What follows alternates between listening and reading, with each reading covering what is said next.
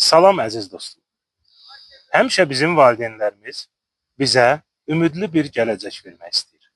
Onlar bütün ömürləri boyu çalışırlar ki, bizim gözəl gələcəyimiz olsun. Amma bu həmişə alınmır. Amma müqəddəs kitaba baxanda biz görürük ki, Rəbbimiz bizə gözəl gələcək hazırlayır. Yeremiya peyğəmbərin kitabında yazılıb ki, Rəbb deyir: "Sizin barənizdə özüm düşünürəm. Mən sizə ümidli bir gələcək vermək istəyirəm." Həqiqətən də Rəbb bizə ümidli bir gələcək hazırlayır. Ona etibar edək, ona güvənək və ondan öz gələcəyimizi gözləyək. Əziz dostum, gəl mən sənin üçün dua edeyim. Gözəl və mehriban Allah, Rəbbim İsa, indi sənə dua edirəm sənin övladların üçün.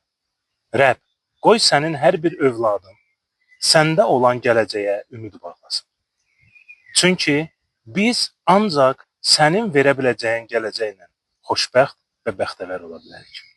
Və biz bilirik ki, insanların verdiyi, hazırladığı gələcək məhv ola bilər.